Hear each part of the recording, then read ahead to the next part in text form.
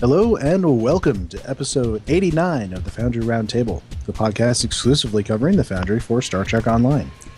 I'm your Tame Foundry author, Drogan1701. With me is our newly promoted head of special projects, Markhawkman. Hey. And Greendragoon from accounting. I have all your money. Joke's on you. It's Monopoly money. Joke's on you. I found your Lobby stash.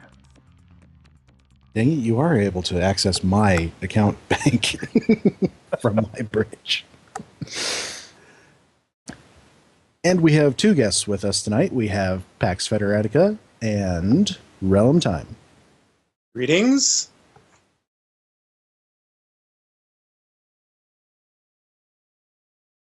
Hi. Sorry, someone was at the door. I was wondering where... Real life and I always fail. So, we actually have quite a bit of news, which is likely to affect the Foundry. Actually, overall game news that is likely to affect the Foundry, I should say. So, first of all, SalamiInferno Ricossa is taking over as executive producer. Mr. D'Angelo is going to be focusing more on his chief technical officer duties, which is a hat that he kept when he became executive producer. So, we welcome Mr. Ricossa in his new gig, and we're interested to see how things differ under his tenure than under his predecessors.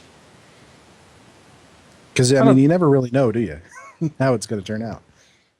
I don't know. I mean, he's been around since before launch. I mean, oh yeah, he's definitely a STO veteran. So I'm not really expecting massive changes. There's a reason why there's a tribble named after him, after all.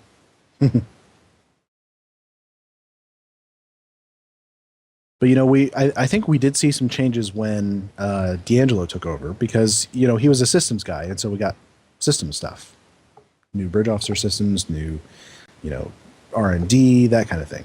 And, I'm not honestly sure what SalamiInferno has been doing for all these years, but there may be some focus areas that he is interested in. Well, he came up from the producers, I think. Thought he was... I could traditionally down as one of the producers. The guys from the musical? But yeah, I see what you're saying. Content producers. Or something like that, right? I don't know. I don't, I'm not up on game development as much as some people might be. Well, there's been a lot of this game's been going for a while, so it's kind of hard to keep track of. Oh yeah, what everyone used to do 5 years ago. Yeah, the devs play musical chairs every now and then. This is true. All I know is we are one step closer to Empress Zeronius Rex. Well, see, I think that we're more likely to see Thomas the Cryptic Cat. You know how he's been learning every single job there is. I'm sure he has probably like a list of people that he can just bump off and take their job. So I think we'll see him as Overlord soon. We'll just be doing everything. Well, the mirror universe approach to command? Yes, exactly. So one of the things that Salami deliberately let slip in his introduction blog is that in Season 10, the sector space walls are coming down, or most of them anyway. The details are still being finalized, but Taco has been on the forums dropping some hints. So some of the things that we know are there will be 3 big sector space maps, one for each quadrant, Alpha, Beta, and Delta. Obviously, we get the Gamma Quadrant at some point. That'll be added. Some of the things that Taco has been saying is sectors will remain, but sector blocks will evaporate. Let's see. It says, we're still working on it. The goal would be, this is some of the stuff he's been posting in the Foundry forums, actually. The goal would be that The only thing, this is for our doors, that you need to change in missions is the text you specifically wrote telling the player to go to X sector, Y sector block, etc. The doors should update automatically. So if your star system moves or you've added your door, it should update automatically and shouldn't be any issues there. I do have to wonder if the green circle thingies will get misplaced. There's no way to tell at this moment. We'll have to test that as it goes. Well, as I pointed out in the forums, it might still be a good idea for authors once season 10 drops to kind of go through the map and see where your door is where your door gets moved to, because depending on where it ends up, exactly where it ends up, that location might not make much sense anymore. Yeah, definitely take a look at where you've placed your door. If you didn't go into a specific system for a specific reason, like if you wanted to start in a region, say, you might want to look at a different door.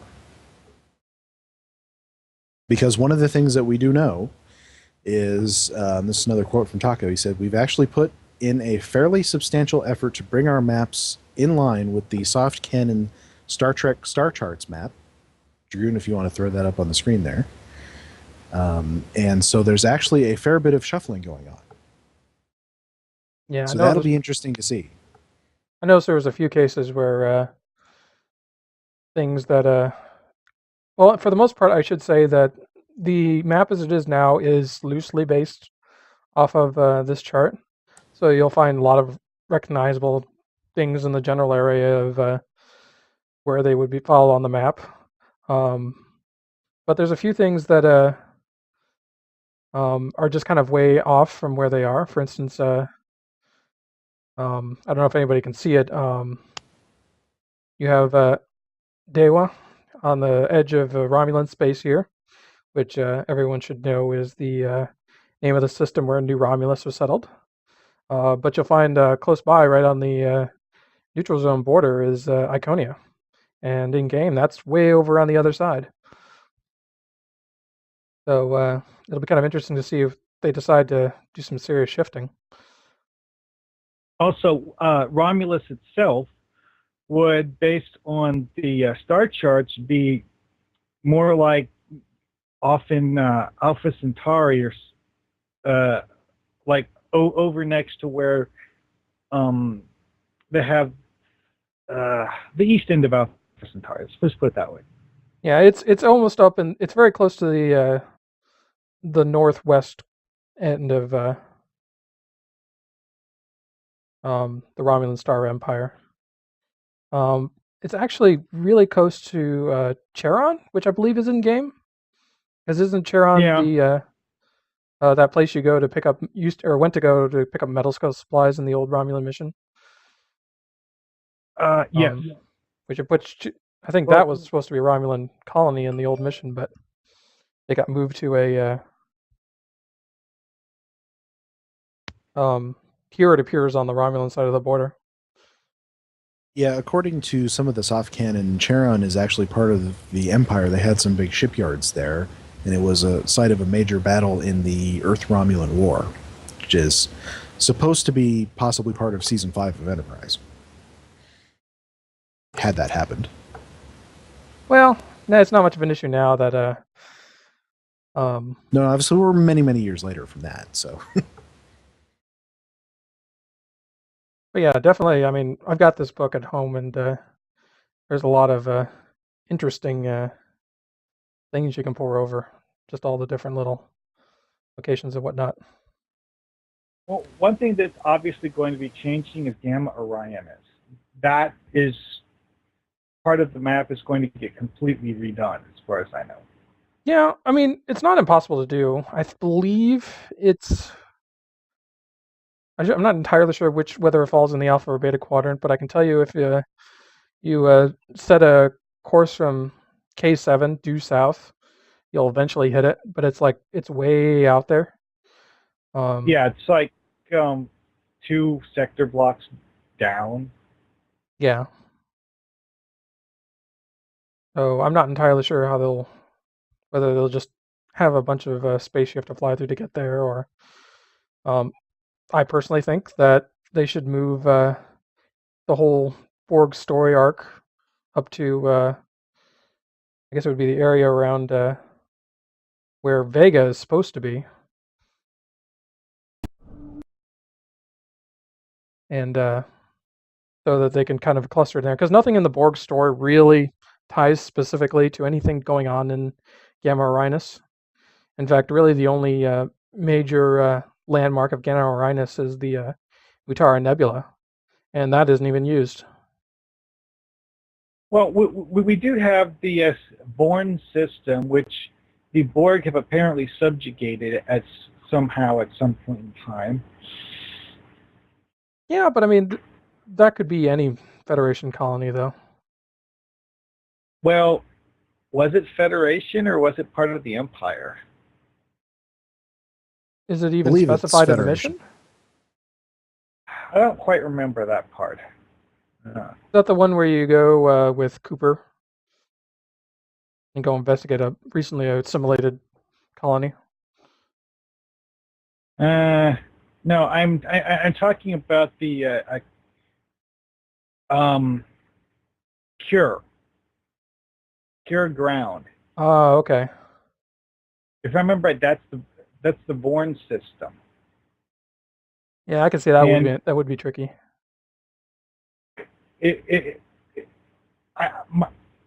One thing I've noticed over the times I played it is that all of the NPCs that are friendly that you see in that mission are Klingons, which makes a lot of sense if the planet was controlled by the Empire prior to being attacked by the Borg. Well, it certainly provides an opportunity for Cryptic to kind of open up the map and, put things where, if they're, they pick this to use, so put things where they should be, change things that might need to be changed, and, just essentially come up with a lot better map, and a map that is more open and more, I think it'd be easier to add things to it if there's no sector blocks with load screens in between them. Well, I'm hoping that we'll have places like Gornar and Ferenginar added to the map at some point, even if you can't visit the location. Just being able to pull up the map and, it's like, this dot is there. Yeah, and I think it's going to be a lot easier to add those. So here's the big question for us: is how do we think this is going to affect Foundry and Foundry missions and Foundry authoring? We might get new Foundry doors. Also, there are certain parts of the devs might take this opportunity to refigure which doors can be used by which factions, because that one thing I collected a while back showed just how small of an area of the galaxy that Klingon missions can start in. I mean, Klingons pretty much have just Klingon space for Foundry doors. Feds can have missions start in Romulan space or Cardassian space. For why it's just Feds, I don't know. But anyways. It's a holdover from back when Klingons had no content, and all of their missions were relegated to it. And they couldn't go anywhere. Yeah. But this seems like it would be a good opportunity for the devs to improve that. I agree. Well, here's hoping. Because, I mean, the map, as we said, the map is going to be a lot more open, and it's going to be easier to get around as a Klingon player. I'm kind of curious what they're going to do about the previously closed off sections, because it used to be it's possible that they'll make it so you can't enter certain specific blocks, and well, this because Taco mentioned that they will still have sectors. So when you're in the beta quadrant, the game will define you as being in Z6 sector, or Hyralan sector, or whatever. So it's possible that they could deny players the ability to enter certain sectors based on that. I had a funny idea of a you let like Klingon players into the Sirius sector block, except they bring back those D-space encounters that would chase you down. So if you go into restricted space, you get chased down by one of those D-space encounters and get pulled in. That would be funny.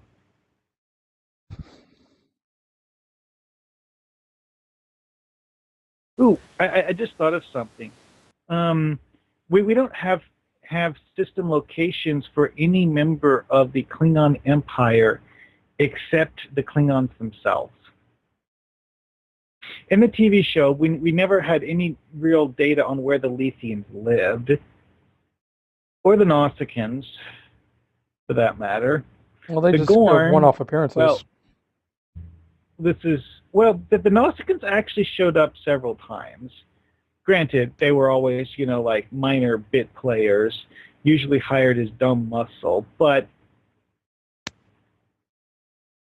anyways, we never got to find out where they lived.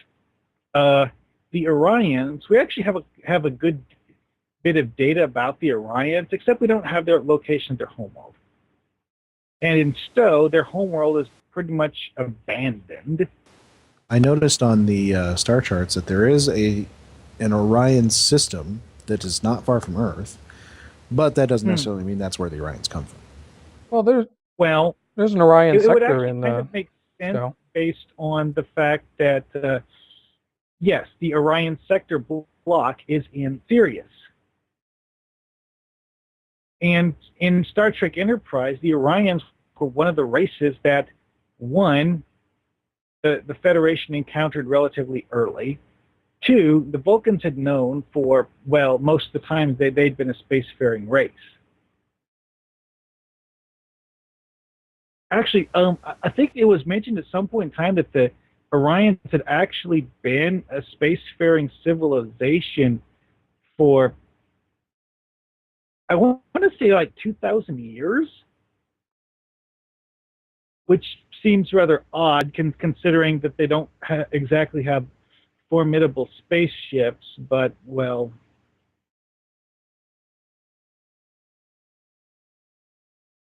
Although, They may just have a slower rate of development. I mean, I think it was implied that humans had a remarkably fast rate of development. Because they're going from like 0 to 60 in like I think the decades Orions instead are of more centuries. sort of fractured. They're not as unified as humans became when they became a spacefaring race. Well, to understand the effect of having a fractured civilization, as you put it, we could just look at human history, because what defined technological advancement prior to the Industrial Revolution as opposed to technological advancement now? How often people communicated their ideas. I mean, if everything you discover that's a cool thing you treat as a state secret, then, it doesn't go very far. And that's the way it used to be for, anything that was considered valuable information. Now, the Vulcans obviously don't do stuff like this, but in the case of the Vulcans, they would pursue science for the intellectual stimulation, not for the this incessant drive to know everything. Of course, back in the day, they were pretty keen on keeping state secrets from everybody else, anyway. Yeah. But Like, anyway, we've sort of wandered away from our map this is true. discussion. I don't know what other effects do you guys think this will have for Foundry authors? I mean, the thing I can think of is, I think this, and one of the things we learned today, in fact, was that the top 3 is actually turned off. It's not bugged; it's turned off because something in it was contributing to the lag that everybody was experiencing. So they turned it off. I would say that it's turned off because it was bugged. Well, they specifically said it was. Fair enough. It was Yeah. it was causing lag. Yeah. Yeah. Which So means it's bugged. yes. All right. I will stipulate that. So I think whenever we get that back and working, and up to what we think and hope it should be, that plus this more open map will encourage people to set their missions out in the universe instead of just, at a console in Earth Space Dock.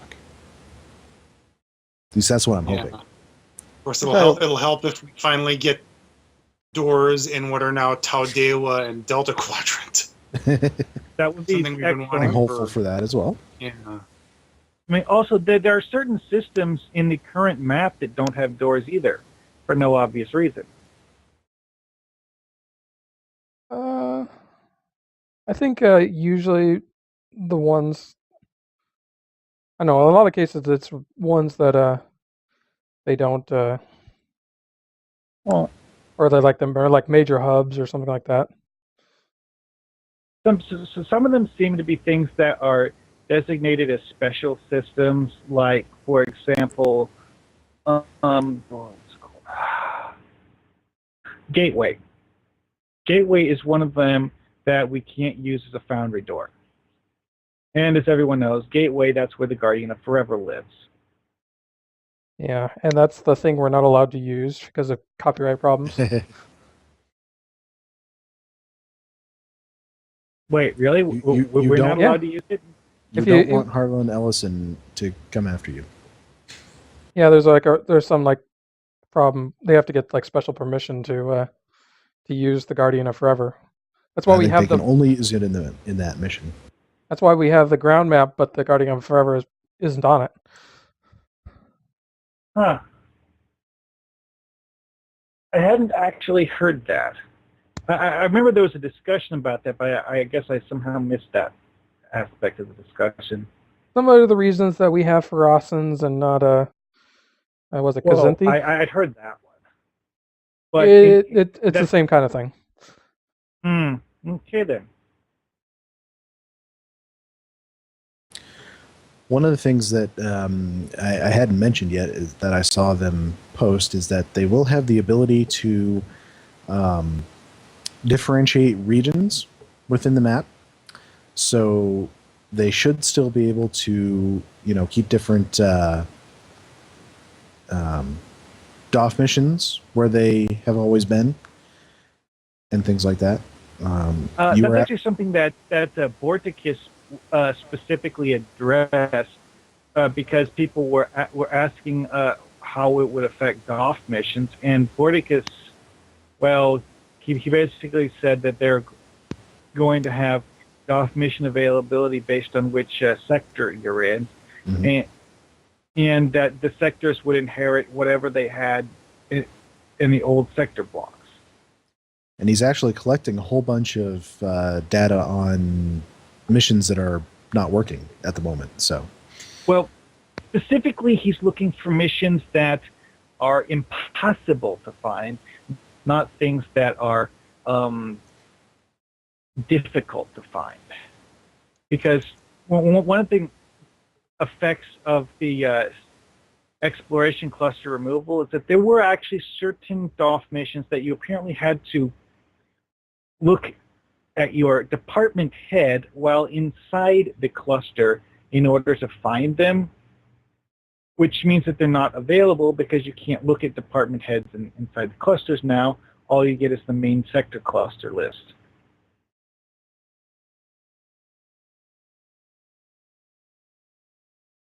But that's only like 2 or 3 things that were actually affected by that.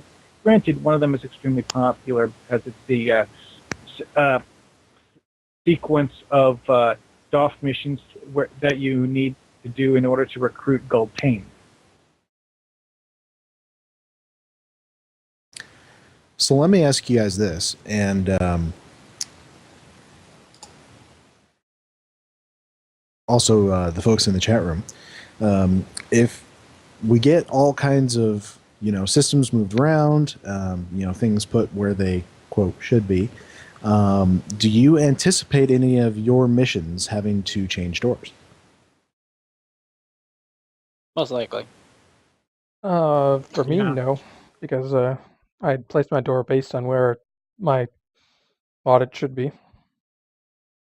Well, in at least one case, I've been planning on changing mission doors anyway, simply because of the fact that these missions were not linked to a system on the galaxy maps. Because several of my missions that I did, you go to solar systems that aren't on the galaxy map. So you go to some location, and then you go from that location to where you're actually going, and you don't actually go there. Yeah, I have a number like that as well, where I just kind of put them close to where you actually go in the mission instead of there, because it either wasn't a door or it doesn't exist on the sector map. I think one of mine specifically is you're supposed to go to Utopia Planitia, so I put the door, I think, at Wolf 359. I may just make that one better. I don't know. There might be a better place to put that. Yeah, doing anything inside the Sol system is really tricky. It is, yeah. I do. That's Ghost of War Part 5. My first map's at Utopia Planitia, and I put the door at Wolf 359. And then, of course, you saw Valley of the Shadow 3. That's supposed to start a New Romulus space, but there's no New Romulus space door, so I had to use that crate on the surface. Yeah, we definitely need a better door for you on that one.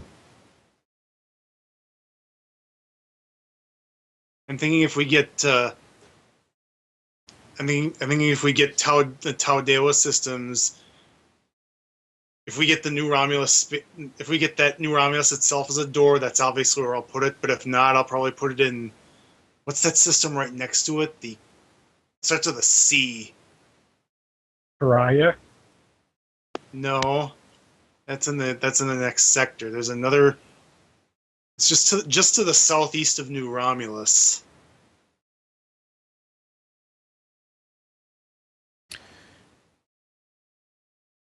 Well, let's see. Your missions are Fed side, right? Even though they're for Romulans. Yeah.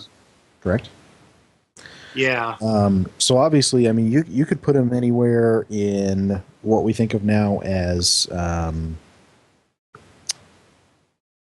Romulan space, even though it's, sort of the Imperial Romulan space. You could put it up there. Something close. But I don't know. It's something to think about. And we won't know, of course, until we actually see the new maps. And, that's true. This is season 10. We don't know when it's coming exactly. We don't know what else is going to be in it, for one. Well, didn't they say, like, late spring, which would seem to imply May? Gecko said that they. That's 3 months off at least. Yeah, Gecko said that they that shoot to have. Late April. Gecko said that they shoot to have their major releases every 2 to 3 months. Do we think of the anniversary event as a major release? I think that counted, yes. I would. Change a lot I do. Yeah. And go ahead. Anything with a new episode and a revamp of different features, like the new bridge officer system, the training system, that would definitely qualify as a major release. You would hope. Yeah. All right. Moving along, it seems that the what would you call it? The maintenance cycle for the Foundry is continuing to roll on. Most of the missions are back. They started to come back on Monday, and I don't know, I think people are still saying, I've heard that 1 or 2 missions are not appearing, or just haven't republished for some reason, but it's moving right along. I think Smirk indicated that he wanted to get your contest winner, Dragoon, up pretty soon. Well, I'm still in the process of editing it. I had gotten most of the changes in before the downtime, but I'm going to have to wait for editing to come back to finish them and then test any changes. Sure. Rogue said that reviews are definitely on. I think maybe they were never turned off. Yeah, I can confirm this. Like they normally are. I've been getting reviews on some of my missions.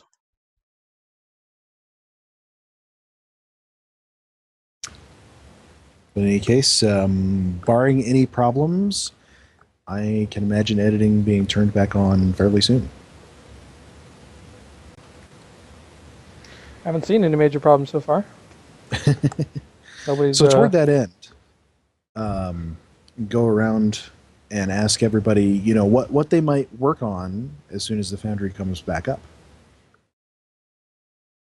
So Dragoon, you already had started saying a little bit about that, but can you go into more detail about what you might want to try and fix on your mission? At this point, only thing that's really left is fixing up typos. I want to try and weed out as many of those as I can before it gets permanently spotlighted. I've got to test out that fix I've got for the pathing issue. See if my new steps are enough to help boss from getting stuck in the trench. But other than that, there's not too much left to do on that. Beyond that, I mean, I've been starting to think about Part 3, thinking about all the maps that I want to do. I can tell you it's looking at like it's going to be 10 maps. I did a loose block out of all of the phases of the mission. So I kind of have a rough idea of how things go. There's still a lot of details, though, that I'm kind of trying to nail down and figure out, well, how exactly am I going to pull all of this off. This probably isn't a good thing, but it looks like it's going to have an extremely high number of custom maps, more so than parts 1 and 2. A lot because I've used just about every Federation interior we've got a stock version of already, occasionally twice. And so you're gonna have to make your own. Yeah, so I'm to the point where I'm gonna have to start crafting my own, which I've gotten a lot better at. And Part 3 calls for a fair amount of fed ship interior. So I had an observation. You know, last week we were talking about Omnitabula's mission. Or no, Omnitabula is the mission name. Starfarer Theta, I believe, is the author's name. And you showed a picture of his excellent observation lounge. And I think the thing that makes it excellent for me, one of the things, is that it's not a square room. And so I would have that advice for you if you're building a custom Federation interior. Do as many things as you can to avoid square rooms. That'll make them look a bit more interesting. Yeah, one of the interiors I'm definitely going to do is going to be a recreation of the security office from Part 2. But obviously this is a later time. The ship's not under attack, so I need a cleaner version that isn't blowing up. Makes sense. So I'm pretty sure I can recreate it and make it look pretty close. Obviously there's a couple of details, especially like on the ceilings, I'm just not going to be able to replicate, but I'm figuring if I can get the walls and the general layout just right and a lot of the details right, it'll be enough that people won't really notice the small imperfections. I suspect you are correct. I tried to look for a place so I could do it as a stock map, but I just couldn't find anything that met all the needs I needed out of that. And I want to do the interior of the Agamemnon, which is the other Federation starship in my mission, and so I may try and kind of come up with a more unique look for that.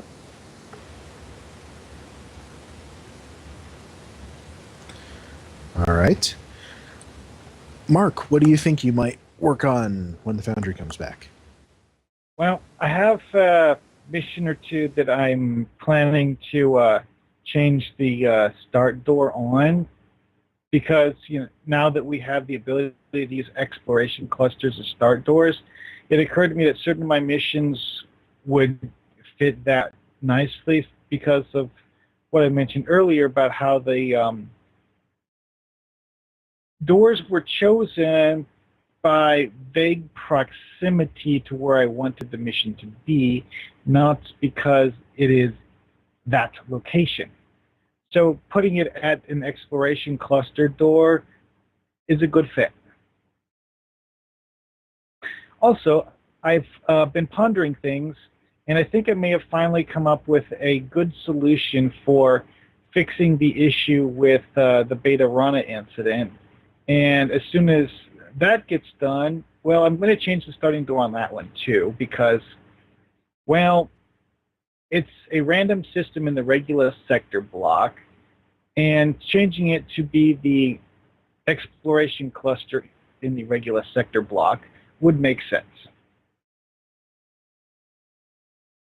I mean, because the Beta Rana incident takes place specifically in a solar system named Beta Rana, which is something I made up.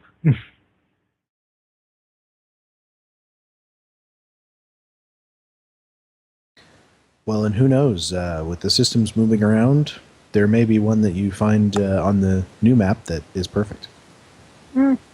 Well, to be honest, the location that I envisioned it as, I would have made it the exploration cluster door if that had been available at the time. Well, lucky for you it is now.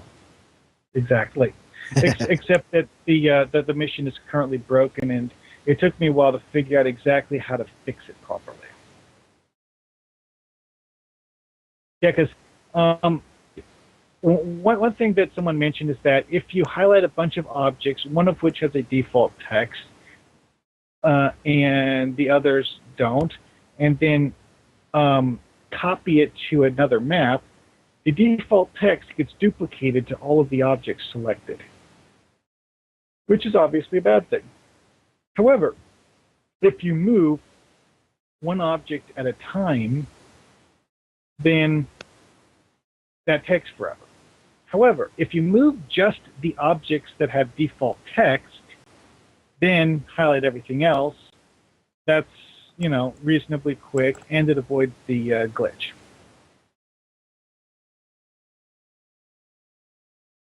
Also, I'm going to make a backup copy of the mission just in case I accidentally break the map. That might be a prudent idea. You can always get rid of the backup copy if you find you no longer need it. All right, Rellim, I know you've been away from the game and the Foundry for quite a while, but if there's something you might work on in the future, what do you think it might be? Well, the first thing I want to do is finish my exploration map. I had it all done and stuff except for the story. So all I have to do is insert the story and have a basic concept in my head for when I want to have the story as. And then after that, I'm going to restart Rescue 103, because I think I have a better concept and better way to start off the mission anyway, so it's better to start from scratch with that, since it's already, it's not near like a halfway completion point or nothing. But yeah. So tell us about this exploration mission. What do you want to know about it? I don't want to spoil it. I can't tell you anything. It's, basic premise, kind of tell us about what the map might look like, since you have that essentially built. The base premises is you come across a destroyed world that used to have a civilization on it, but since it's like destroyed or whatever, it's no longer there. But you run into like one of their science stations, and I started the map before they added the space effect asset into the Foundry, so that's gonna help me a lot now that I can have that in there. But yeah, you basically just research this dead civilization a little bit and find out that the Federation may have a hand in their destruction. Unintentional, but it was there. Interesting. So it's kind of a mystery that you figure out as you go along, right? Yeah. Sounds good. Pax, what will you be working on? Probably the first thing I'll be working on is I've already started compiling a list of action items for anything that gets broken or messed up in the republish of my existing missions. I mean, I've already found a few things in Ghosts of War Part 6 that don't seem quite right. They'll have to investigate and try to fix. And also there are a bunch of things that I've been meaning to improve on Valley of the Shadow 3 ever since you guys reviewed it. You made a bunch of suggestions for that, and I got a few ideas of my own that I never got around to implementing, but I have those listed too, so I'll probably do that too. And then after that, I'll turn my attention back to my Twilight of the Gods Klingon trilogy. I've already completed 4 maps of that, of part 1 of that, or act 1, I should say. That's what I'm calling them for this one. Which is that I'm actually moving. That one's actually going along at kind of a good clip as far as development goes. Because I think that only has like 6 or 7 maps in it. But again, as I've said before, I'm probably even though I'm moving quite quickly on that one, I'm probably not going to actually publish it for review until all 3 parts are done, which is a little bit differently from how I've released my mission series in the past.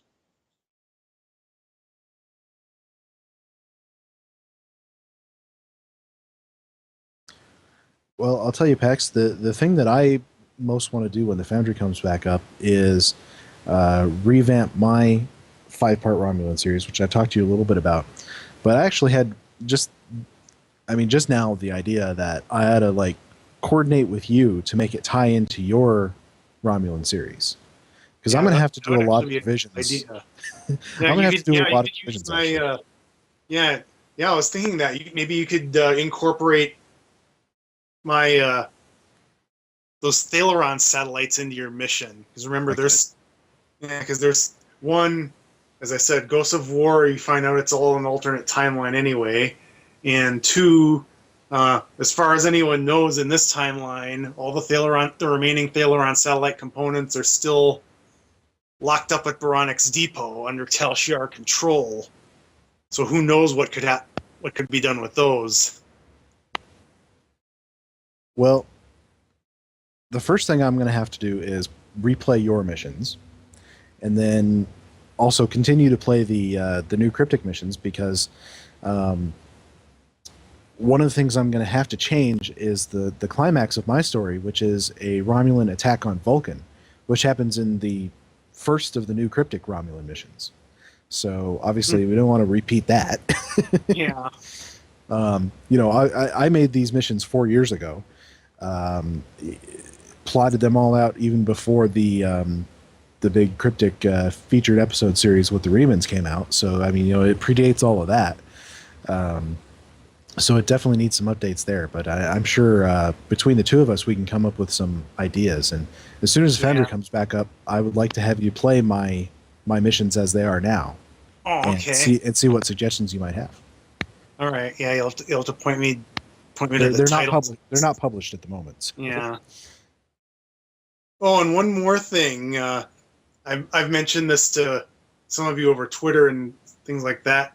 That Ghosts of War Part 1, my original subtitle for that was Dust to Dust. So after this new featured episode came out, I made the difficult decision to change the subtitle of that to Murdered World. Obviously, that was my favorite of your yeah, possible titles. mm-hmm. When obviously it's still going to be listed as Ghosts of War Part 1 when you search in the Foundry, but that's just kind of the subtitle I use, so that if or when we ever get campaign support, what I'll probably do is rename the campaign as a whole Ghosts of War, and then change each individual mission title to what the subtitles are now. So Part 1 would be called Murdered World, Part 2 would be called Extraordinary Rendition, and so on. That's kind of how I did it, except I kept the subtitle in the actual mission title. So because it was easy, because I had a one-word title for the series, so that didn't take up much character space. Yeah, unfortunately, I don't have that luxury. Series, no, you don't. Might be too long for that. But I think between the two of us, we can come up with some good collaboration here. We can have some character crossovers. People who would exist logically in both mission series. I think we could find some there. Black Snow, maybe? Yeah. My intelligence officer? I liked her. She was fun. You ever put her in a Intel outfit? Yeah, in fact, I updated the costume that I shared for her with the Intel outfit. In part 3, I never got around to doing it because she's still wearing the cat suit there, but we only see her over a view screen anyway, so we don't notice that. But in Valley of the Shadow 3 and Ghosts of War Part 2, I've updated her costume to the Intel outfit. I wonder if we could ever put together a collection of all of these reoccurring Foundry characters. Oh, and my shared costume tried. My shared costume for Black Snow on the Starbase UGC forums also has a backstory for her and a summary of what she did in my missions. Well, I mean, you could do things like put together a personality profile. So, everything what people would need to know in order to write for this character. Yeah, that's kind of what I was getting at I did something a lot like that with the Endless character that I came up with. It's actually one of the few characters I actually spent a lot of time thinking out the backstory for, and isn't just a random person you just happen to meet. I've definitely done it for a lot of my own characters. I've just never posted it anywhere. And I like to have recurring characters throughout my own stories, even if they're pretty minor. Well, in the case of Endless, I actually put on my DeviantArt stream a set of all of the little sliders so that you could duplicate the character look. And also in my 2 series, Major Tarnak and Senator Veladrist are both still alive in this timeline anyway, so you could use them too if you'd like. Though I haven't shared their costumes or posted any write-up of their characters yet there. I'll have to do that.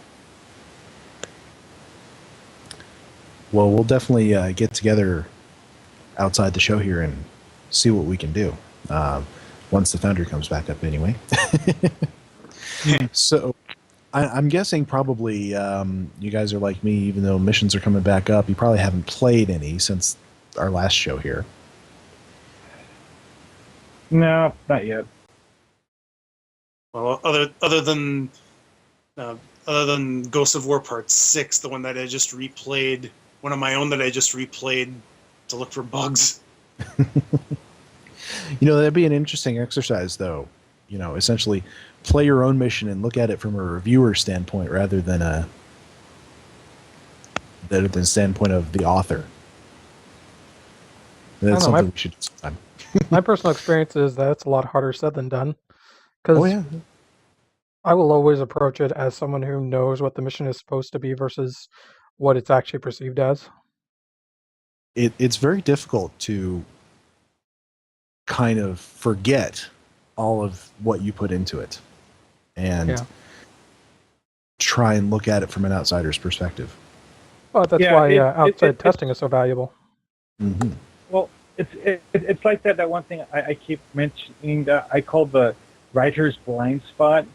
When you read what you write, you read it from the context of what you meant it to say. Yeah. Other people don't. So what I thought we might do tonight is take a look at, we've been talking about the Cryptic Delta Rising missions, and the next one in line was the big reveal. So has everyone played Dragon's Deceit? Oh yeah. I've played through the whole arc except for the very last mission, and that's only because I haven't hit level 60 yet. Well, Rellim, I don't know how much have you played of the Delta Rising stuff? I haven't gotten that far. I kind of spoiled it when it was on Trouble, so... Okay, so we're not spoiling it for you. Okay. No, you're not spoiling it for me. That's good. But for anyone who hasn't played it yet, I'll just throw out the spoiler warning real quick.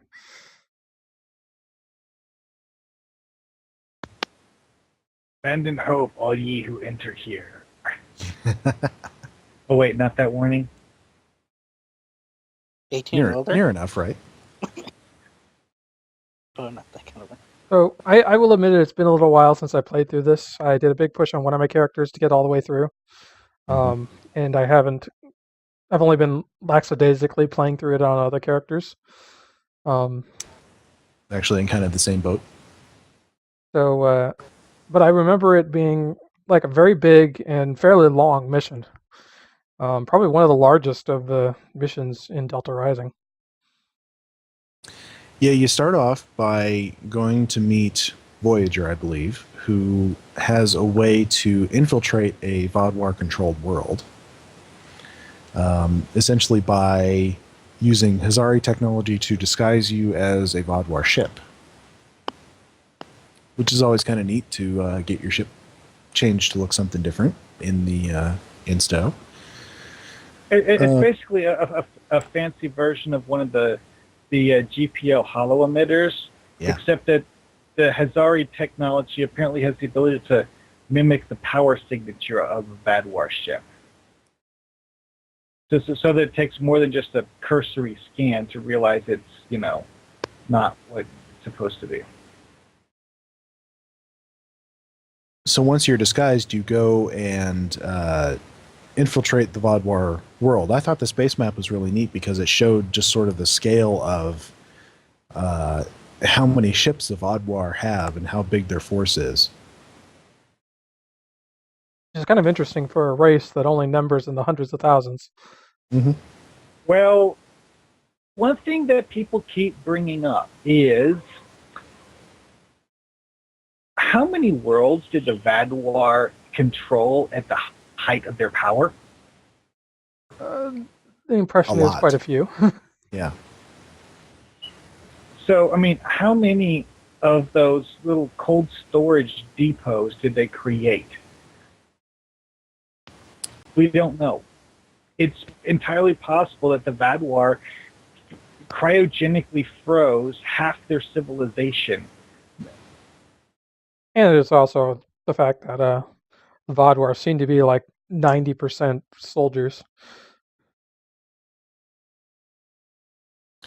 Although there is reference in the anniversary episode to the fact that they had different types of their people buried in different cryo chambers. Like that one there was supposed to be scientists, I think. on Kobali Prime? Well, they talk about how the facility had subdivisions within the facility. Like this part of the facility was scientists. This part of the facility over here was meant to be used for educators, etc. And then,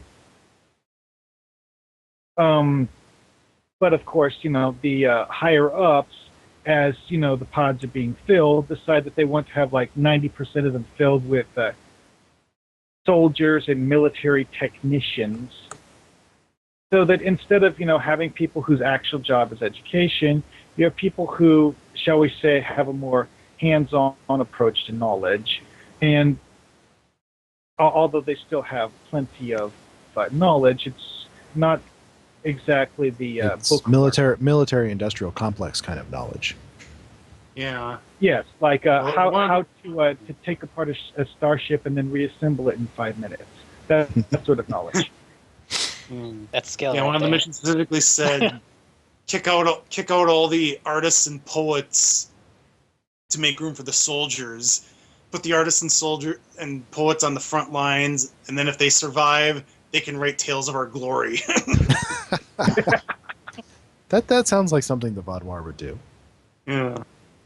Didn't the Greeks do that? Spartans, maybe. Because I definitely got the impression that the Vaadwaur culture was in many ways tailored based on the Spartan culture. I can see that. Because they definitely had this feeling like this is what is most important in life. Everything else, who really cares about you? We'll get to other stuff if we have time, right? All the poetry and whatnot. That's okay. It ended for the Vaadwaur about the same way it ended for the Spartans. True. So once you get through their space defenses, I don't know. I don't remember having to fight my way through or anything. I sort of subterfuged my way through. I think it depends on the choices you make. Because if you manage to keep the little hologram thing from completely conking out on you. That's right, yeah. So once you get that, you go down to the planet, to this big underground facility, and in which you use the much vaunted grappling hook. Which I have to say I was a little disappointed that it wasn't maybe a bit more freeform. Of you actually picking a place to fire the grappling hook and move around on your own instead of, in predefined places. Yeah, and it isn't even an item on your equipment. Yeah. The grappler is basically a cutscene. It's not really a gadget, it's a cutscene. Yeah. It's a cool cutscene. I mean, it is cool how it is used, but and it may be that what I would like is not really feasible within the engine. You're looking for a more sandboxy approach in a theme park game. Yeah. Yeah, pretty much. I mean, because you remember can only get so much Taco's of it. explanation for why we can't use floaters on every map? Because it's not built for that. Yeah. Not to mention that would be a trick I'd love to have for Foundry authors. Though I do have kind of an idea for how to fake that I'm planning on using in Twilight of the Gods Act 2. So how would you fake that? Probably just I'm put curious. a bunch of invisible floors. Build up your huge wall, then put a bunch of invisible floors, maybe 20 meters or so apart on the y-axis. So every time, you jump off, hit an invisible floor, but there would also be an interact object there to trigger. Actually, let out more line. You hit the button, you drop another 10 or 20 meters, and so on. You might be able to do do a reverse of that elevator trick I used in my movement testing mission that sadly no longer works. But because the elevator trick I did is the actual objective is location trigger. So once you drop to the right altitude, or in the case of movement testing, go up to the right altitude, it automatically completes the objective simply because you're there, and then it triggers the map to change, which causes you to move, which triggers the objective, which causes the map to change. I think I did like 6 of them on that one map, and when it worked, you walk to this spot, you trip the trigger, it spawns a giant stone block on top of you, the game automatically moves you to the top of the stone block, which trips a trigger, etc., etc., etc. In your case, you could use an invisible floor. You jump onto the invisible floor, assuming you land in the right spot. It trips a trigger, which moves the invisible floor, which then you fall down and trip a trigger, etc. Well, that might be a little difficult since those reach markers are spherical in nature. It might actually trip the trigger before I hit the invisible floor. The trick that I discovered was that you have to set the radius of the reach marker carefully. I mean, because granted, at one point in time, those things, had a preset radius of like 5 or 10 or something. But now we can set them so it's like maybe only 1 meter or something like that. So that you have a very close amount of precision in determining when it'll be triggered. I'll definitely take some testing to Yeah. see if that would even be feasible. But it could theoretically make it look like you're sort of pausing or hopping down a wall rather than just falling. Because your interacts would work certainly as a backup plan. Yeah. But that's a good idea, though. The biggest limitation of this idea is that you cannot hide location triggers. If you step on that location, it will trigger it, and there is no way to delay that. Well, you just need to make sure it's a path you only take once. Exactly. Yep.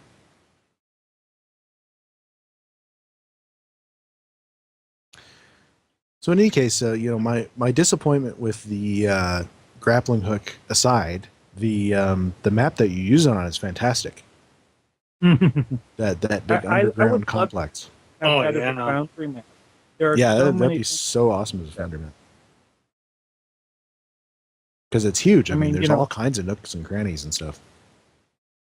You have this giant cavern with twisted metal things that are, well, not completely destroyed, and the Vador are currently using them for something or other.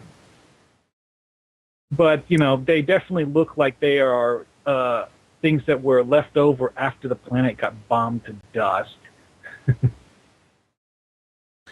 Now, this isn't supposed to be the planet this isn't the Vador homeworld, is it? No, that's the planet you go to in the final. Yeah, that's what I thought. But it's still a Vador world that got bombed to heck in the war. Do we actually see the surface of that, or do we beam straight into the I think cavern? we beam straight into the cavern. Yeah, we bring straight in. You don't actually see the surface. So we're not really sure what the... You do get you do get to look at the space version of it, where it kind of sort of, well, it's really hard to see much of anything, but it doesn't really look like a shall we say cheerful place. Nothing about the Vador is cheerful. I'm gonna say they like their browns.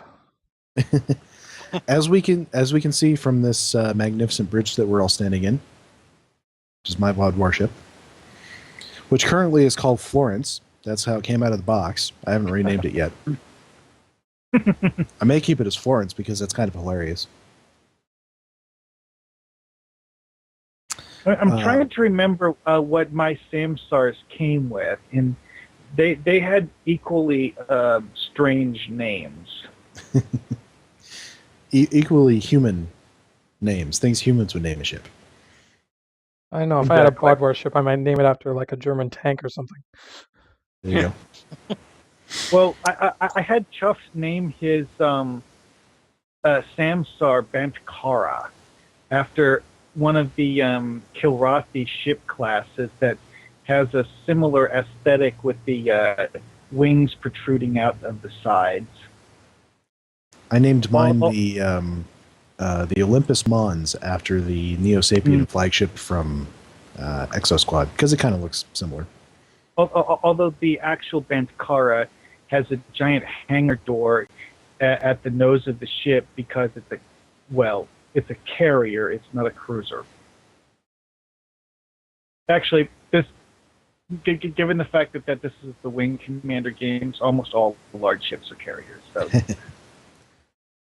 Which reminds me, I should get some Scorpion Fighters device, that is, and slap that on it just for fun. There you go. So once you get through the underground, the first part of the underground facility, you reach the bottom level. I'll go right past the fact that this is another one where your admiral is beaming alone into a hugely dangerous situation. We'll roll on right past that. It's the security by obscurity thing. But bringing an army would get noticed. You can at least bring one red shirt to die for you, right? Maybe. No, he'll trip and fall and fucking alert everyone that you're there. But the basic idea, though, is that one person sneaking around inside the facility is less likely to get noticed than several. Oh yeah. Yeah, and I'm sure they took one look at that those grappling hooks and said, "There's no way a bridge officer is doing that." They're not smart enough. I think that's probably a big part of it, because obviously there's a lot of three-dimensional movement there that bridge officers don't exactly excel at, and things like that. So, but once you get to the bottom level, you go and find. I'm trying to remember her. You find a scientist and trap him. And then this hugely strong Vodwar comes out to fight you. And then you find out why he's hugely strong. He's on steroids. The parasite kind of roids, yeah. Conspiracy? Yeah, the Wait, little guys it from really Conspiracy. is a conspiracy. Yeah, it really is. Yeah, the funny thing is, I obviously by this point I'd already seen Bug Hunt on Testing and Dribble and stuff, and all the stuff like that. And So that had been spoiled for you. it had, but in no way did I possibly connect it to the bugs from Conspiracy. So even when it's revealed that it is those creatures, it's like a total surprise to me. Oh yeah. Which is, of course, is what makes the mission so interesting. Mm-hmm. And what actually surprised learned. me was just how Go ahead. big they are. I mean, because Well, when they you have look to at be the a little bit bigger conspiracy than they appeared episode, on the show, just so you can see them easily. yeah, I suppose. I mean, I guess one way to think about it is the one you saw on the TV show was a, shall we say, not a full-size individual, because it was hiding inside Dexter Remick. You One don't thing have I enough learned room for a full-size one inside a person. is I actually went back and watched that episode not too long ago, and I thought Cryptic had made up the name Bluegill, but it is actually said in the episode. So Well, that's it wasn't a proper name. It was a descriptive name. It was just something Captain Picard made up on the fly. Well, they call it because of that gill on the back of the neck, right? Yeah. Exactly. When someone's possessed by it, the parasite will have a gill structure sticking out of the back of the person's neck, and it's blue colored. Because the parasite apparently can't, interface with the host respiratory system in order to breathe. Also, when you look at the parasite when it's outside the host, you can see the gill, and it's basically the parasite's tail. Yeah. One thing I never understood is in Stowe they depict the way they portray the bluegills is that if they leave the host dies. But in Conspiracy, that's not how it worked. I mean, Admiral Quinn do we know that? was infected and then he recovered. Yes and no. See, because it's like with the Gould. If you have a newly implanted Gould, you can remove them and the host will be fine. However, if they've been in there for years, you can't, because the host's body is dependent on the parasite to live. Well, in the case of TNG, the only person who survived an infestation was the Admiral, right? Yeah. Which They they, didn't actually explain that. See, because a lot of them, you see the parasites. I don't think they necessarily explained the fate of all of the individuals that were infected. well, I mean, the assumption is that anyone who survived was subdued and the parasite surgically removed, which isn't the case here. Well, remember the case of Remick? There's no way you could have removed that. No, he was a goner. Nope. And he was kind of a jerk. Because which in the case of Gaul, Gaul has, it's like with Remick, only more so.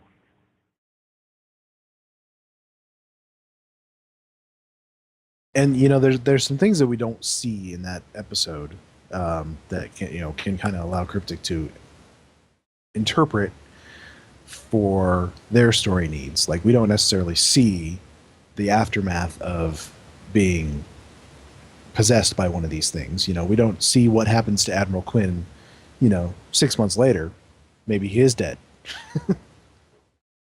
And he also is has the benefit of having Dr. Crusher right there, is this season 1 or season 2? Yeah, season 1. Season 1. So he has Yeah, Dr. Crusher right 1. there. Dr. Crusher, of course, is the best in the business, and will provide exemplary care, and he might be able to live in that case with her helping, and if she wasn't there, he might die. I love how you had to ask, Also, implying that if it was Pulaski, he would have been done for. Yes, exactly. Actually, Pulaski, her specialty seemed to be less about exotic medicine and more about the more, shall we say, hardcore aspects of what were to the Federation traditional medicine. Wasn't Pulaski established as one of the best surgeons in the quadrant? Yeah, well, also she was an expert at dealing with viruses, because she was the one in that episode with the people with the inverted immune systems, where their immune systems would spread antibodies in their environment, which would cause other people to get sick and die. So and despite Pulaski was the one who had to deal with that.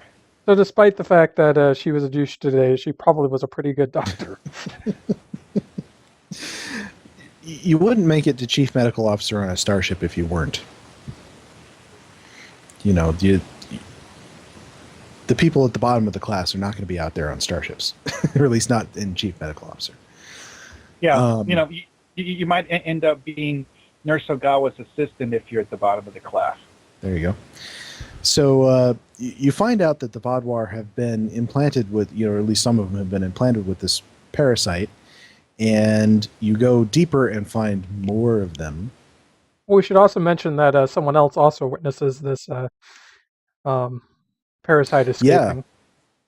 Yeah. That is where you meet Eldex. Yes. Your eventual ally, who is just as horrified by this as you are. which I thought was a great he, touch. He basically goes, wait a second. My race's leaders aren't even members of my race. This is unacceptable. His pride is wounded. Those aren't exact words, but it's the basic gist of it. Which I thought was a great touch because, I mean, you think about the characterization of the Vaadwaurs, that they are a prideful race. And, you know, a lot of them wouldn't like this, that this is going on, that they're having to rely on somebody else for power.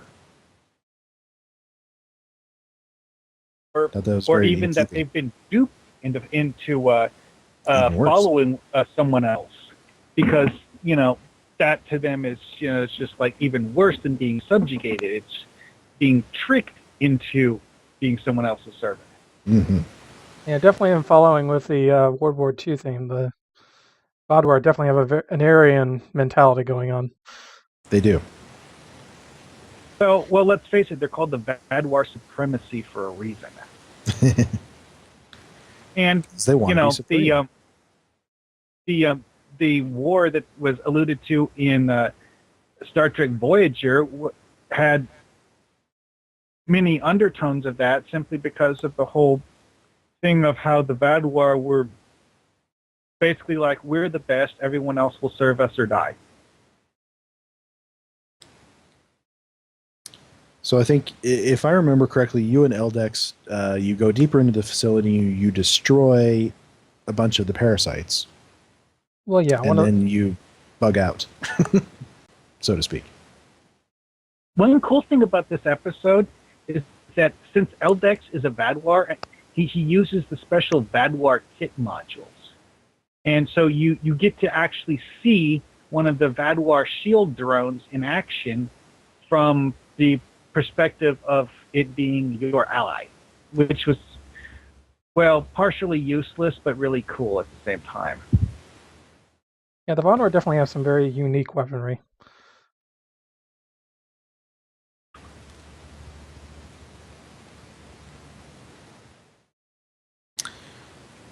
Some of which you can now access thanks to the latest lockbox. Yep. Yeah, you depending on which character class you are, you may actually be able to use those shield drone gadgets that Eldex uses. I haven't had the chance to use one on ground yet, but I have some of the ones in space that hold ships in place, and pretty cool.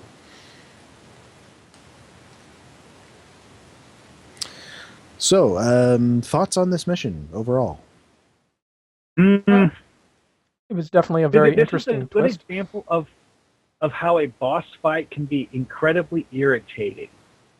Because when I did the mission, I was actually running a character that I geared with this in mind, because, you know, I kind of already knew what the Bluegills would do to you, so I preemptively adapted. And I still found them to be incredibly irritating because there's this part where there's two of them. They're the big ones that you're, you know, shooting repeatedly. Whenever they do that thing where they dig under the ground, you lose line of sight and you have to change targets. Otherwise, you're going to end up standing there like an idiot. Which I had to do that several times, and I have absolutely no idea why they were hiding underground, unless they were actually, you know, going underground to hide. Yeah, anyways, fighting Gaul, that guy's a pain in the butt. But yeah. Won't be the last time. Yeah. That he's a pain in the butt. I don't know. I thought story-wise it was a well-executed turn. I actually played this mission on Tribble, but did not spoil it for myself because it bugged right before the big reveal. Yeah, I remember that. Pun intended. I skipped it, and that's how I spoiled it for myself. Yeah, I was like, definitely. I'm just gonna go to the next mission. And I'm like, oh. I missed a big turn because I did that. Mhm. Well, I mean, turns I out- kind of suspected, but I didn't know for sure until I played it on the live. as it turns out, in the second to last, in what used to be the last mission, is now the second to last mission, Takedown. There's kind of a twist to that twist, which I will not spoil here. We'll get there eventually. Yeah, we'll get The there. puppet masters of the puppet masters of the puppet masters of the puppet masters. Yeah, that. Oh wait, we haven't gotten to the fourth one yet. I think we're only up to 3 now. We're only at 3. 3 levels of puppet masterception. All right. Well, let's see. Anybody got any other topics they want to talk about tonight? Ooh, one thing I've been thinking about discussing is how to write something to evoke either contempt for an individual or race or sympathy.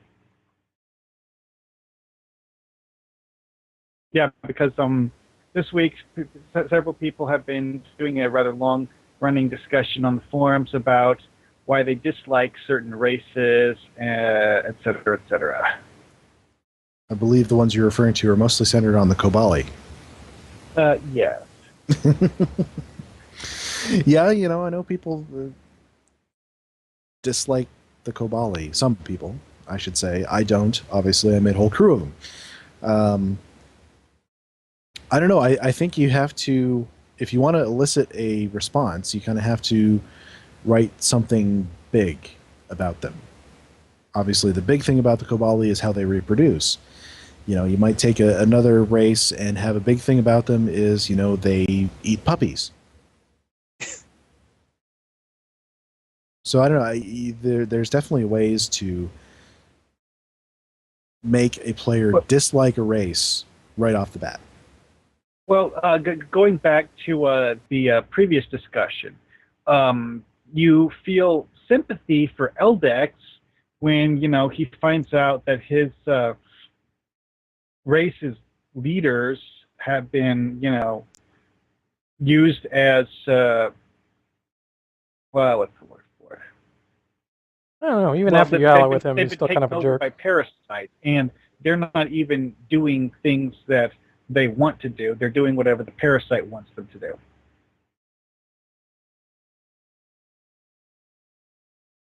So I mean, that kind of makes you feel sympathy for Eldex because of the horrible situation he suddenly finds himself in.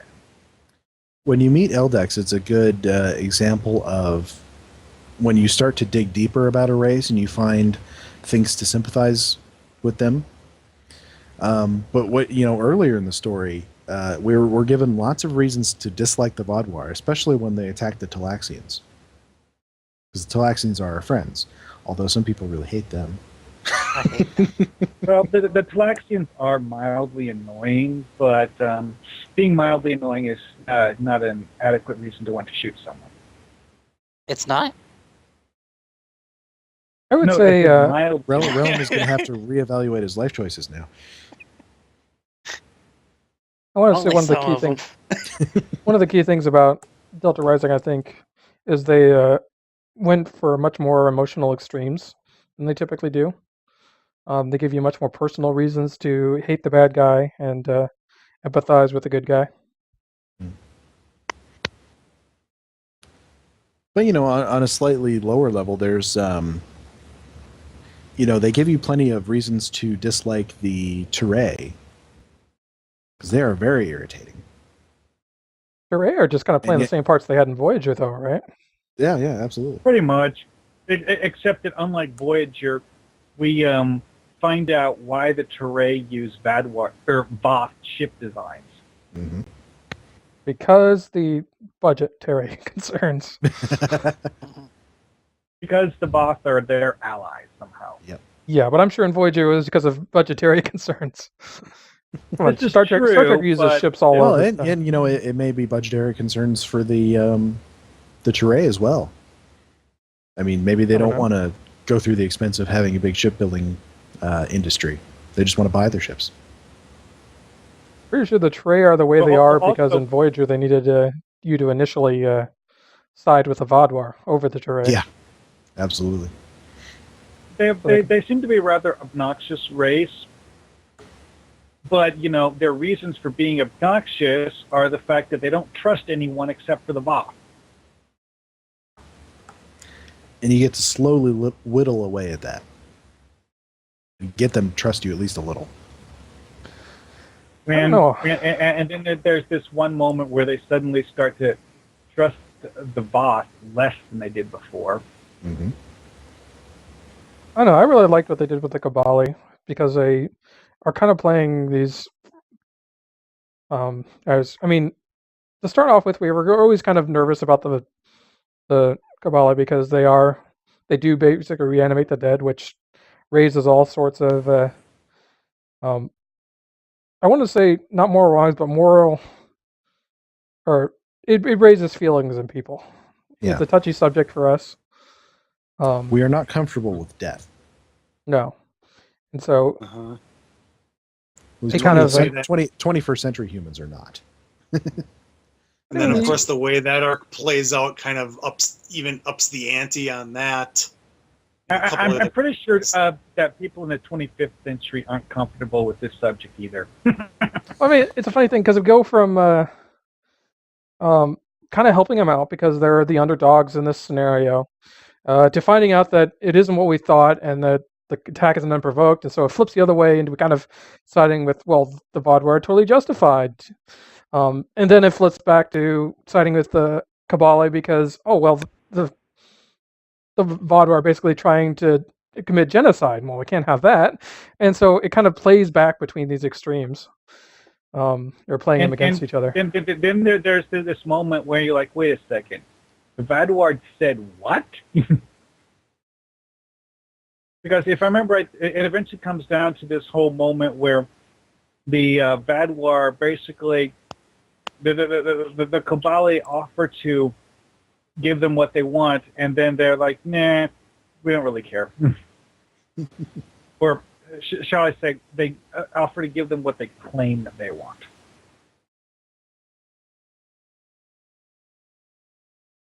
So, going back to, this sort of thing in your Foundry missions, I think if you want to do these sorts of things, what you have to do is establish, if you're building a race, say, a custom alien species, you have to establish them right away and establish things about them right away if you want the player to have this kind of emotional connection. Like, we'll just use my silly example from earlier, they eat puppies. Okay, you gotta put that up front somewhere, very early on in your mission as you meet these people.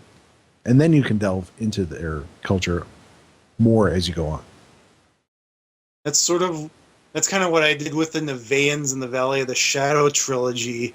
I wanted to portray them as someone that the Romulan Republic would be sympathetic to, at least, so that they would be willing to send, they'd be willing to send you to the planet to see what they're all about, and also so that you as the player would become sympathetic to them. Yeah, and I liked how you did that because as we started the mission, we felt like, okay, yeah, this is going to be, they're going to be straight up our allies.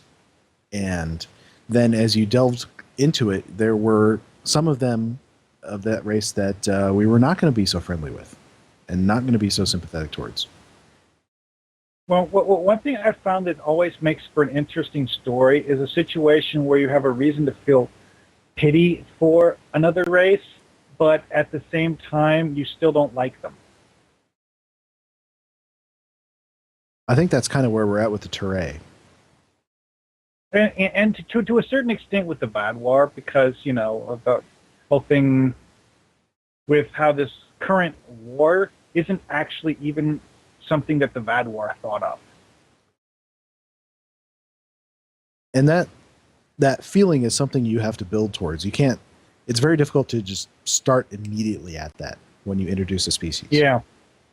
You have to kind of start at one extreme and then move towards the middle, would be my advice. Because there are some ways you could kind of sort of do something along those lines, but to a much lesser extent. Like, say, putting into a race's backstory that they went to war with their neighbors over a trivial dispute, and then their neighbors, when instead of making peace after they resolved the dispute, their neighbors decided to bomb the heck out of them for no good reason. Yeah. Well, and actually, the Vaudouar episode of Voyager is a pretty good example of this because, I mean, you start off with pretty simple. Teray bad, Vaudouar good. And then as the episode progresses, you find out more and more. You think, okay, well, yeah, maybe the Vaudouar aren't so good. Although the guy we've been dealing with, you know, I can't remember his name. Not Gaul, but the other good Vaudouar. Gedrin. You know, this guy is okay. He's a good guy. Even if he's still, you know, stuck in a lot of the attitudes of his culture, he's still a good guy. But maybe the Teray aren't all that bad, even though they're still shooting at us. and you kind of, those two, you start at those extremes and you meet in the middle. Well, honestly, the Teray are obnoxious jerks. It's just that they are justified, at least partially, for what they do. They're justified in being afraid of the Vaudouar returning, absolutely. I mean, because let's face it, why were the Teray the only ones who manned underspace and patrolled it? Well, what happened to the other races that had helped the Teray defeat the Vaudouar in the first place? Why is it that the others didn't share in that duty? Well, you notice a little bit of parallelism going on in the story. That, you know, 800 years ago, all the other races banded together to defeat the Vaudouar. Well, we're doing it again. I'm sure that's totally the Delta Rising storyline. Probably, yeah. I don't know. I think the motivations of the Teray are somewhat selfish in that they want the underspace for themselves. Probably. Somewhat selfish. Wouldn't you? A lot of selfish. It's quite a valuable resource. Oh yeah, I mean, you know, it's actually, you know what? You remember that map they showed of underspace in the Voyager episode? Vaguely. If you look very carefully at that map, you will realize why the Teray want to guard it so zealously.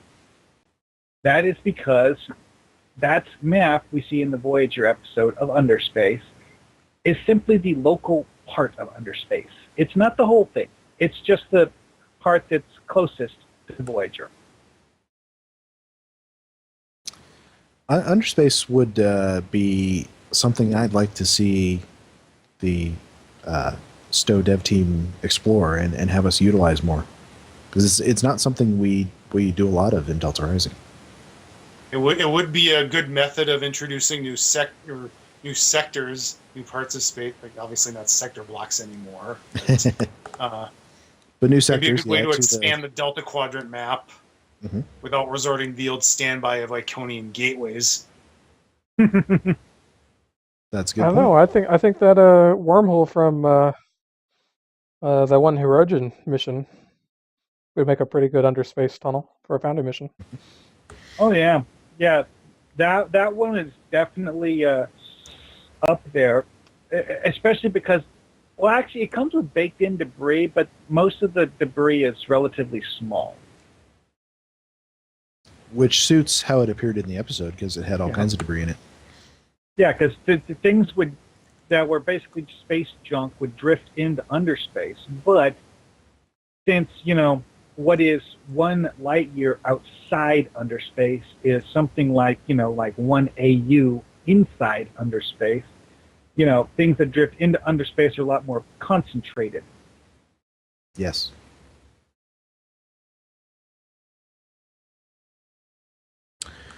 All right, gentlemen, I think we will wrap things up there. So, Dragoon, if you want to throw up our contact info. Okay. We can be reached at email at foundryroundtable@live.com. But Jorgen never checks that, so you should probably better contact us on Twitter at FoundryRoundtab. You know me so well. Drogan can be reached at Drogan1701. Marker can be reached at Markhawkman. And I, of course, can be reached at Greendragoon. Relum? I could be reached at Rellimtime82. And Pax?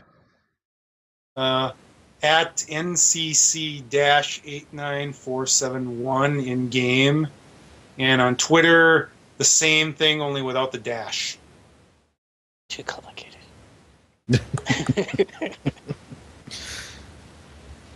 All right. Well, that'll be it for us. Next week, we will be doing something special for our 2-year anniversary episode. We haven't decided yet, but 2 years is a big milestone for any podcast. So we'll figure out something. A sign that we clearly do not know when to quit. Yes. Sign that we have not tired of the sound of our own voices yet. Nope. But for now, we will say goodnight. Good night. Good night. All right.